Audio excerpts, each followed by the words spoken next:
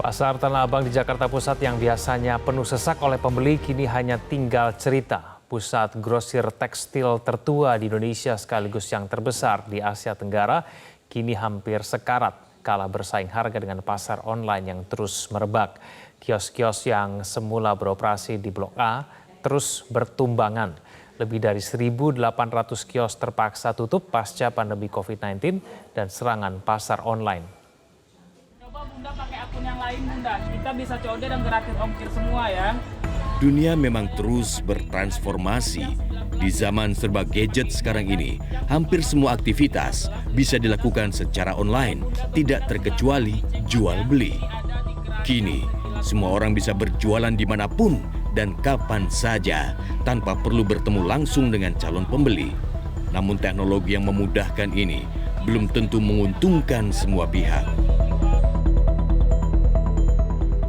Keluhan serupa juga disuarakan Nur Hasanah. Pedagang baju gamis di lantai 5 Pasar Tanah Abang ini mengaku barang serupa dagangannya dijual jauh lebih murah di TikTok Shop. Alhasil, calon pembelinya lari ke platform online. Nah, lebaran tahun ini juga jauh sama lebaran tahun kemarin omset kita. Bisa 70% turunnya.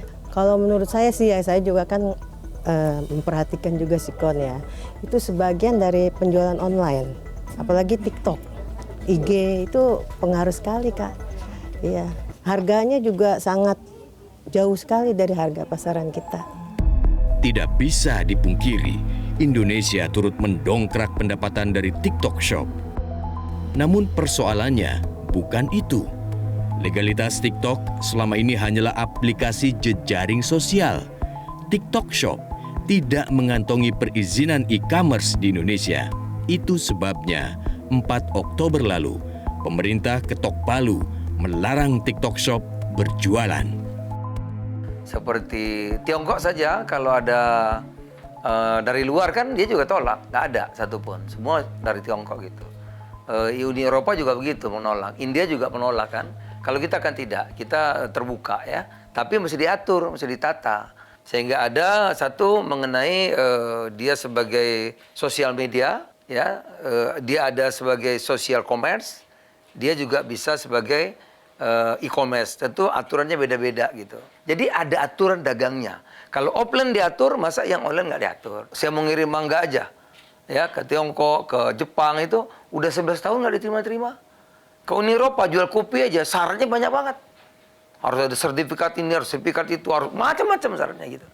Nah, jadi kalau impor itu harus diatur, harus ditata. Ekspor yang dipermudah dong. Ini enggak, impornya kita banjir, ekspornya kita persulit. Loh ini apa-apaan? Kan harus kita perbaiki.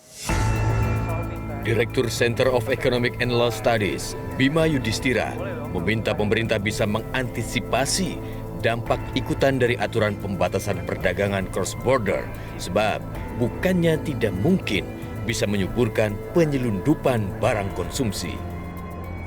Begitu TikTok Shop kemudian dilarang dan platform cross-border yang lain juga dibatasi, maka muncul fenomena kenaikan permintaan just tip.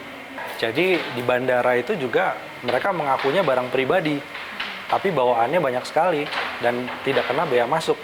Nah itu juga harusnya diawasi secara ketat. Kemudian Indonesia ini pintu masuk impor ilegal itu juga banyak gitu ya, di perbatasan-perbatasan lewat laut misalnya. Itu juga harus ditutup oleh aparat penegak hukum di sini. Perang harga dagang online versus offline hanyalah puncak gunung es yang terlihat di permukaan. Dugaan jual rugi hanyalah persoalan ikutan yang muncul belakangan. Namun di balik itu, ada persoalan yang jauh lebih besar tentang keberpihakan. Selama ini, pemerintah abai memproteksi produksi di lumbung sendiri.